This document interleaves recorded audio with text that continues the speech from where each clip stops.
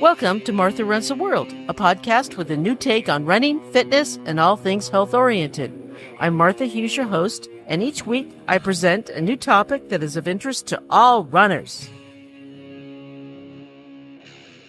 Hi, and welcome to episode 306 of Martha Runs the World. This week, I'm going to do a subject that we all are pretty familiar with. This is the part one of the subject because there are two areas that need to be explored thoroughly, and I can't do it all in one episode. And I'm asking the question, why do running cheaters do it? Well, first we have to explore what cheaters are in racing and running, and then we have to break it down into different levels. And this episode is about non-doping. The doping cheaters I'm going to talk about in a completely separate episode. I've wanted to do this one for a long time. I put it off because it's quite a big topic. It's quite a big project. This episode covers racing cheating that is not doping, as I said. Cheating in racing has been around a long time. None of us are immune to seeing it. We've all seen some form of cheating in races before. I'll talk about my own experience with race cheaters a little later in the show. It made me stop doing a particular race because there was blatant cheating and I just got disgusted with it. So I just stopped doing this race entirely, and I loved this race. Now, I'm not a Karen at all. But I expect there to be monitoring of race courses, especially in big, large road racing. You pay a lot of money for road races, especially the large ones, and I expect there to be monitoring, and I expect them to be fair. I certainly don't think it's right that course cutters and bandits get away with things. That's just not the way it should be. Now, cheating is nothing new. It has a long and varied history. At the 1904 Olympics in St. Louis, Frederick Loers, a 20-year-old bricklayer, hopped into a car at around 10 miles of the marathon. He found the strength to resume 10 miles later and finished, to no great surprise, in first place. And I'm sure there are other examples of early cheating. But some examples of later cheating are, in 2016, a Scottish woman was disqualified from an ultra in England after data from a tracking app revealed that she used a car for part of the race. I hope I'm saying her name right. Josiah Zakrusk finished third in a 50-mile-long competition, but the race director later said she was disqualified from the event, having taken a vehicle transport during part of the route. Oops. No, that's not the way you should do it at all. In 1999, Sergio Mousonang and his brother Arnold admitted to cheating in the 1999 Comrades Marathon in South Africa after they were accused of competing as one runner and switching places during the race. Yeah, that doesn't really work out well. The pair was discovered after photographs showing them running with watches on different wrists. Even though they look similar, one of them had scars on his shin. Rob Sloan was accused of taking the bus for part of England's Kildare Marathon in 2011 after he finished third. Sloan was accused of getting on a bus about 5 miles from the finish line and then getting off to run the last part of the race. Sloan told the BBC that he didn't cheat during the race, but race organizers later said that people in cars saw him get on and off the bus. Yeah, you can't get away with it if people see you. Come on. Rosie Ruiz, now she is pretty famous for her cheat, won the women's division of the 1980 Boston Marathon in record time, but suspicions arose after she gave a TV interview shortly after the race, appeared unflustered in the interview. Ruiz said that she had only ever run one marathon before with the interviewer, Catherine Switzer, and who asked her, "So you improved from 2 hours and 56 minutes to 2 hours and 31 minutes?" Ruiz responded simply, "I trained myself." Marathon officials later discovered that Ruiz had taken the subway for part of the race and snuck back onto the course around a mile from the finish line. A freelance photographer who bumped into her on the subway told officials that she said she dropped out at the 10-mile mark with an injured ankle. She never admitted to cheating, and she spent the rest of her days pretty much alone and never talked about it again. Was it really worth it? Was it? Frank Meza, 70, was disqualified from the LA Marathon in 2019 after officials said he was running a speed that was impossible for his age. He finished the marathon in 2 hours, 53 minutes, and 10 seconds, which would have been a record for his age group.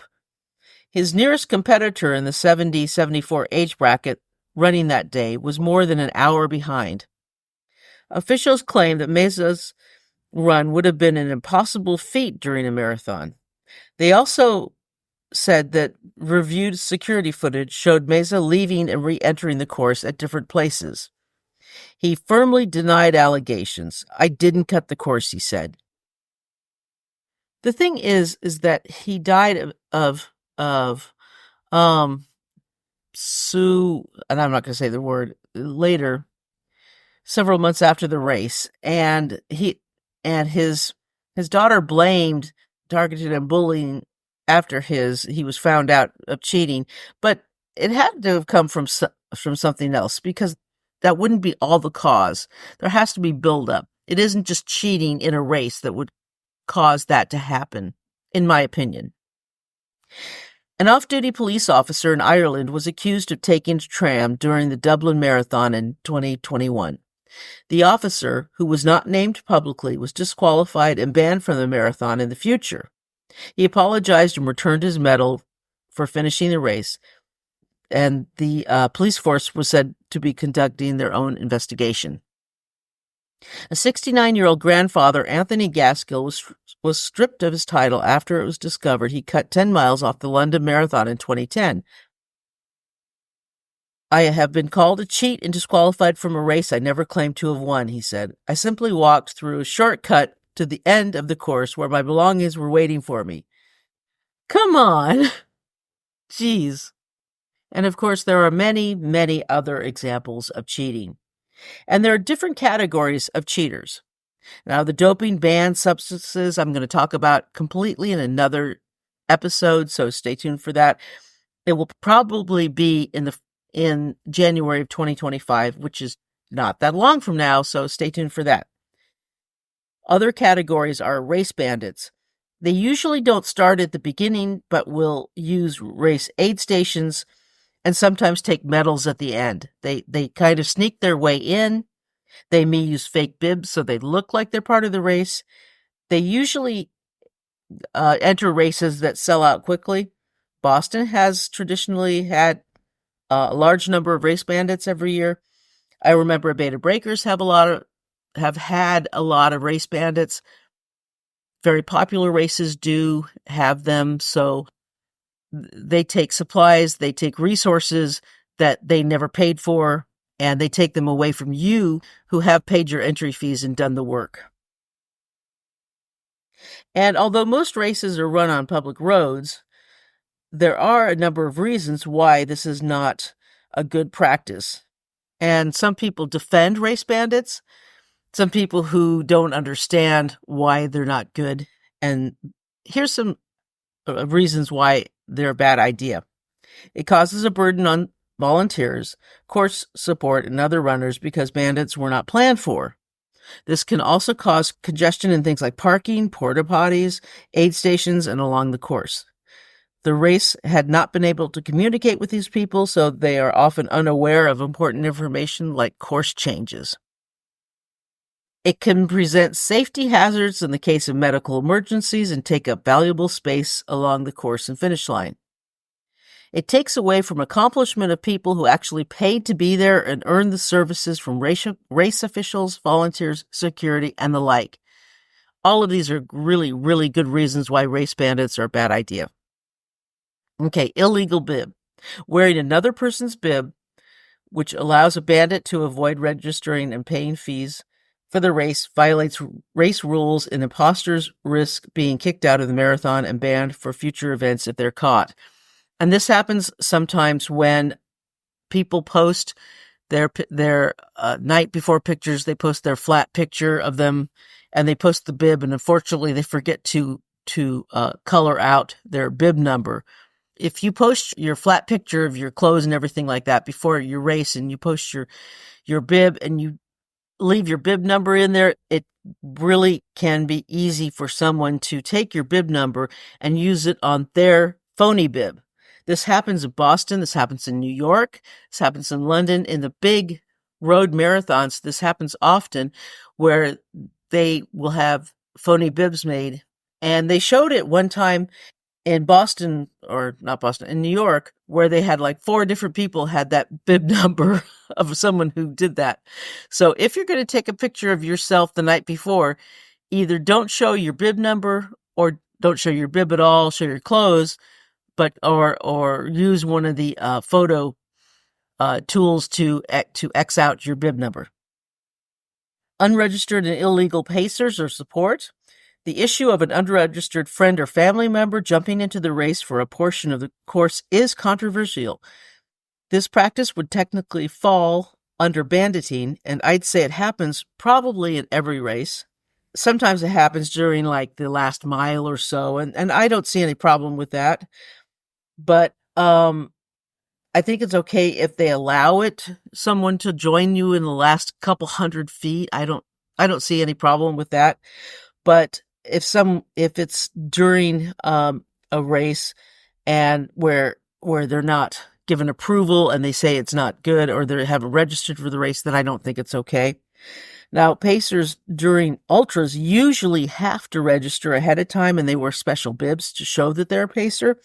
And they have to follow a lot of certain rules. They're only allowed in the last half of the race. They're only allowed during certain miles.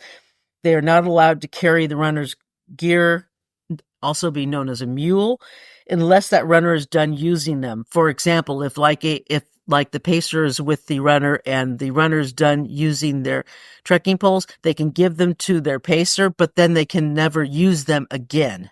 So they're done with the poles, they can hand them off, but the pacer can never give them back the trekking poles to use. And course cutting. Course cutting is a really, really big cheat. This happens a lot in road marathons, and I'm sure it does happen also in trail marathons as well, especially when you're out on the trail. You know that trail course really well, and I'm sure there are cheats who do that. Of course, on trails, you run the risk of running through the brush. You run the risk of poison oak and poison ivy and falling down and falling into rocks. And it's kind of an obstacle course. You have to be careful about that. And maybe it's karmic, right? If you get poison oak because you course cut on a trail. But on road marathons, I've seen a lot of course cutting on a particular race. And that's one reason why I stopped doing this race. I used to do the hot chocolate race every year, the 15K. I loved that race until, 2018, I think was the last time I did it. And in that race, not only was there so much course cutting, it was just so much course cutting. I stopped counting. There were so many people course cutting, and it was just unmonitored, these areas. And also too, there was then one that I actually didn't list, where people went where the corrals were unmonitored. They used to be really strict about the corrals at Hot Chocolate, and I loved that. I love that about that race. Corrals are, if you're not familiar with road racing, with the big road racing, corrals are where you are given corrals based on your mile time. So if you're a very fast runner, the elites are in the front, and the next corral is for the fast runners who do maybe 6-7 miles per hour. 6-7 miles per hour.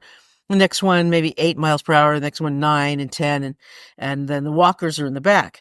Well, they didn't monitor the corrals at all. So you had the elite, which are monitored very, very well.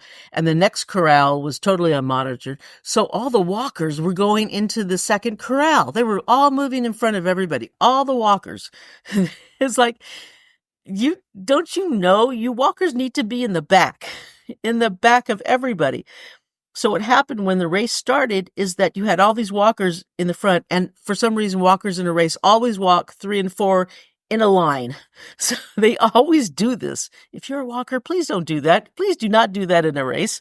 So that there's this big bottleneck in the San Francisco hot chocolate where they go around this really tight curve. And because the walkers were walking 3 in a line, it was very, very dangerous. It was an extremely dangerous situation. And I do not want to ever experience that again. So I stopped doing that race. I said, no. My physical well-being is not worth doing this race again. Even though I love it, I'm not doing it again. So that's the end of that. Okay. So now there are serial cheaters, and serial cheaters just continue to do the same cheats over and over again until they're exposed to everybody and everybody knows who they are, and then they can't do it.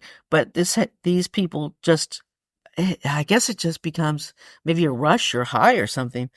And we'll talk about why they do it in a little bit. Emily Clark. Now, there were a lot of stories about Emily Clark with her numerous cheating instances, including being disqualified and subsequently confessing to cheating on her way to second place at the Peach Health Apple Tree Half Marathon in Vancouver, Washington. In Emily's statement, she admitted to course cutting at multiple races, stating that her struggles with anxiety were the cause. Well, there are many ways to deal with anxiety. Course cutting is not the way to deal with it. Unfortunately, Emily's actions after her admission did not reflect the actions of someone who was being genuine. Immediately after publicly admitting to cutting courses at 6 marathons over the past 7 years, she was claiming that she was disqualified because of her build. So she's a little overweight and she went that way. Yeah, she resorted to that. Come on. I'm a little overweight. I don't resort to that. I don't blame that on my slow times. Give me a break. Emily did not initially confess to Sherry McMillan, president of Y Racing, when she presented her with evidence of her cheating. Even though Sherry personally witnessed Emily riding her bike during the race, she saw her riding her bike. Emily claimed that it was her twin sister riding the bike during the race, even though Emily does not have a twin sister. It was the twin sisters separated by birth that nobody knew about, apparently. My gosh, where does the cheating stop? Will it never end? Sherry recognized Emily because Emily biked the course along with Sherry and some others the day before the race. This is just a very small example of the many, many things Emily did at races when she cheated. Kip Litton. In the year 2000, Kip Litton was a 40-year-old dentist from Michigan who was 50 pounds overweight, but otherwise was doing pretty well. He was affluent, happily married, with 2 kids and a third on the way. Litton started running to get healthy before a baby was born. He actually succeeded in losing the weight and keeping it off. He ran his first marathon in Jacksonville 2 years after the baby was born. Litton kept running, recorded a number of respectable times, and probably legitimate in marathons in Jacksonville and Boston. Litton announces that he's going to set a record by running a sub-3-hour marathon in all 50 states and to raise funds for the Cystic Fibrosis Foundation. His baby was born with cystic fibrosis. He sets up a website to collect donations.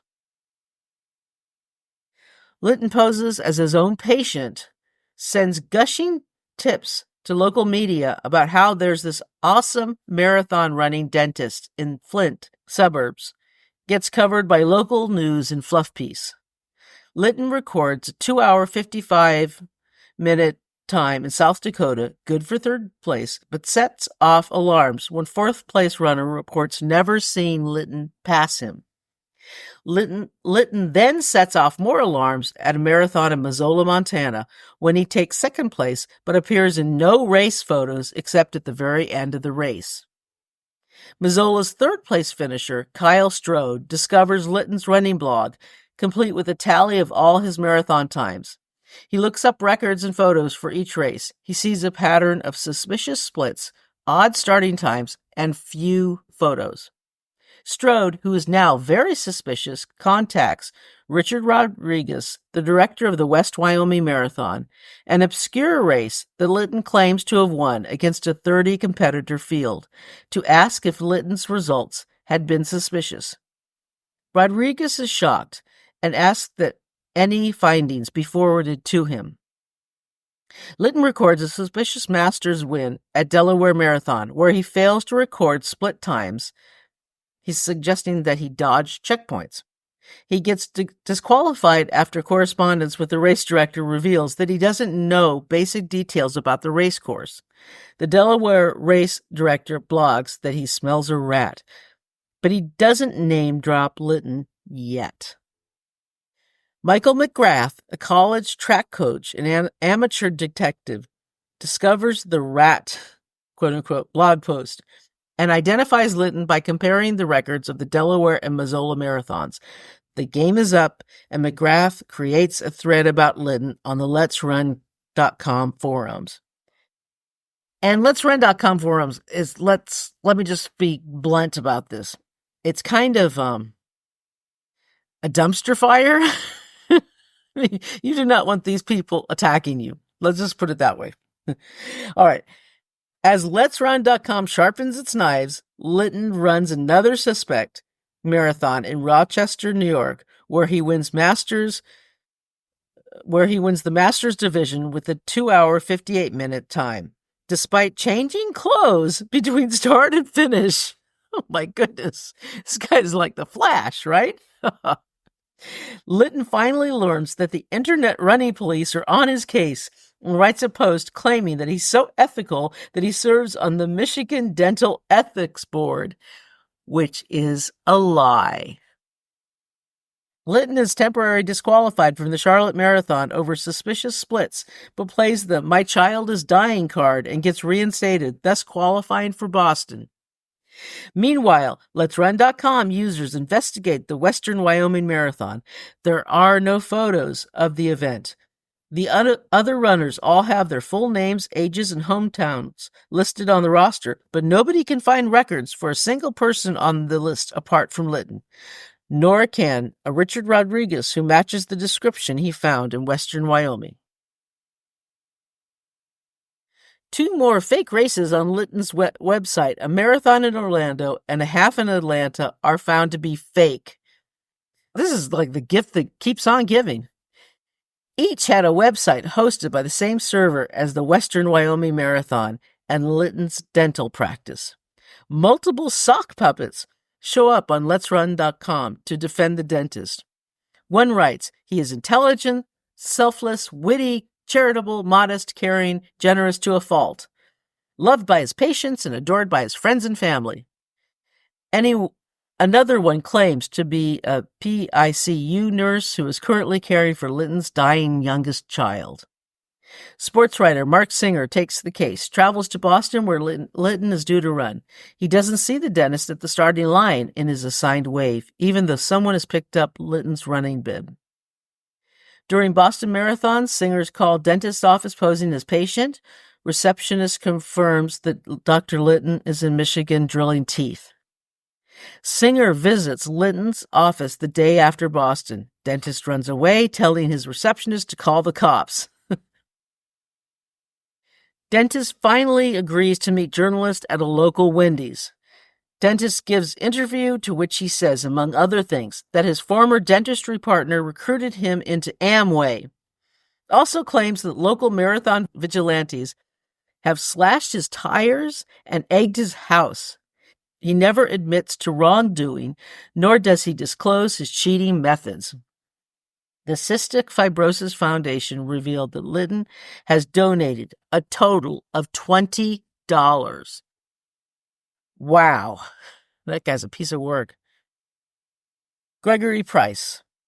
Gregory Price received a lifetime ban from the Marine Corps Marathon in Washington, D.C. for being a suspected serial cheater. He has run the race every year since 2011 11, and whose timing chip has mysteriously always failed to register at both the 25 and the 30-kilometer checkpoints.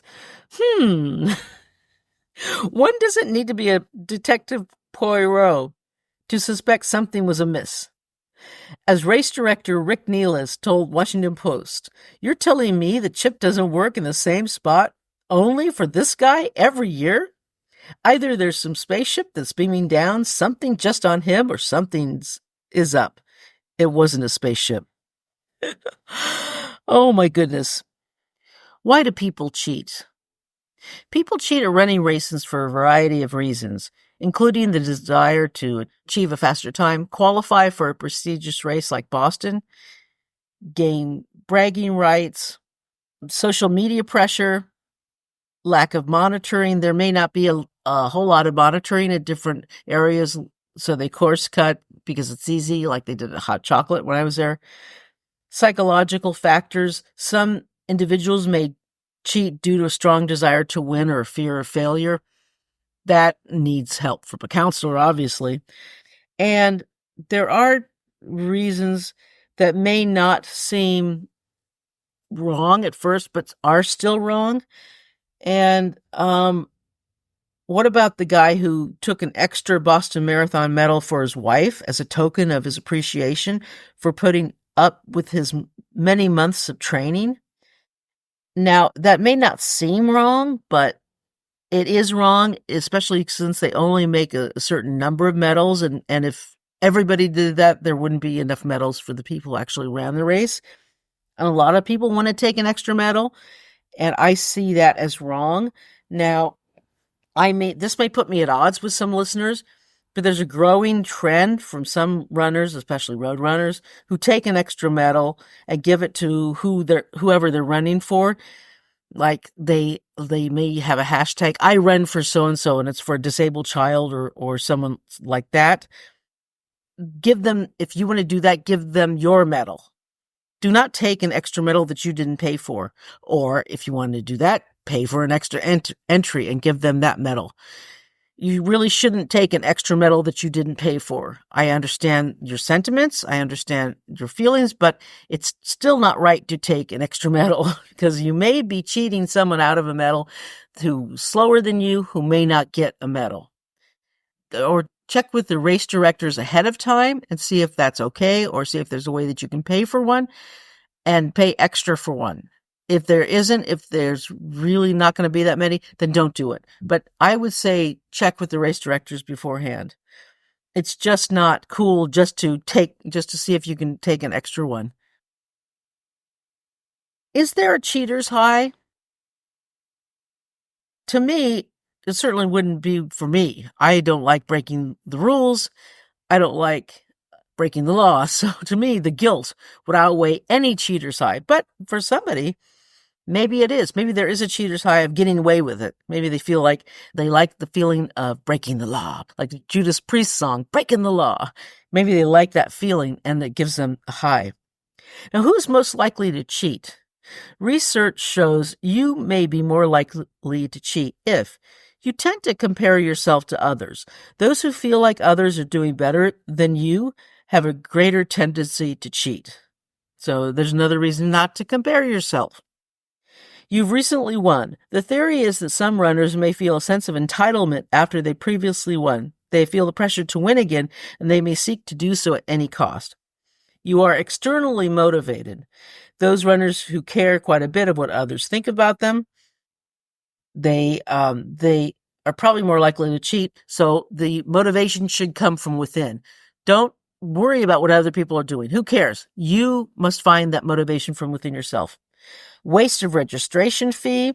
Maybe they can't afford it. Well, then don't do it. Do races you can't afford. That's a poor excuse for cheating in a race. I'm sorry, but it really is. Can't meet cutoff time. Well, again, if you can't meet the cutoff time, perhaps you shouldn't do the race. Do a shorter race. Do a different race. There's a lot of races I don't do because I can't meet the cutoff time. It's just as simple as that. So I choose not to do them. Not familiar with the race rules. Again, familiarize yourself with the race rules. That is not an excuse to cheat. You can say it. It's like, you tell the traffic officer, you tell the officer who stops you, I'm sorry, I didn't know what the speed limit here was. Really? You're going to use that excuse? No, it's not really an excuse. Consider the race as a training run. Again, not a valid excuse in my opinion. Oh, well. And just a brief note on the website Marathon Investigations. I think Derek did a great service to the running community by exposing race cheaters, and I think he does a superb job most of the time. I think that at times he gets a little too in the weeds, and sometimes he goes a little too crazy, and some things really aren't cheating that he does, but that's him and that's his website, and I think he just gets a little too passionate about the subject. And I'm going to leave that at that because it's his deal and what he does, so we can't all agree on everything. I bet now you have a keener eye towards those who may be cheating around you during a race, though, don't you? You're going to look a little closer and say, are they cutting that corner there? Are they doing... No. Oh, boy. The weather is getting a little cooler. We're coming into the holidays, and I hope you're preparing well. I'm going to have a couple great holiday shows for you coming up. Oh, I have to share some kind of cool news for you. I did get into the Hunter S. Thompson Fear and Loathing 50K. I didn't think I was going to get in, but I'm in. So I will talk about that race when I finish it. And so ready or not, here I come, December 8th. I'm never prepared for a race, so why would this be any different? But that'll be fine. I will give a very detailed race report afterwards. And the song of the week is by a one-man band, artist. He does black metal, atmospheric music. It's really cool. It's beautiful. It's harsh. You can be beautiful and harsh all at once, especially in black metal. It's very, very perfect for cold, wintry days, for snow and for rain. It's called Cold World, and the song is Scars. I love this song. I love running to it in the rain or in cold days. It's just perfect. So I will have a link to that song, and I hope you enjoy it. And that is today's show. And I hope that you enjoy it very much. And the website is MarthaRunsTheWorld.com, and you could email me at MarthaRunsTheWorld@gmail.com. And everything is on the website. If you want to become a Patreon member, you can, and it's just a couple bucks a month. If you want to just give a couple bucks and just be done with it, you can, and there's a link for that on the website as well. And thank you so much for joining me. And on that note, let's tie up our shoelaces and go for a run.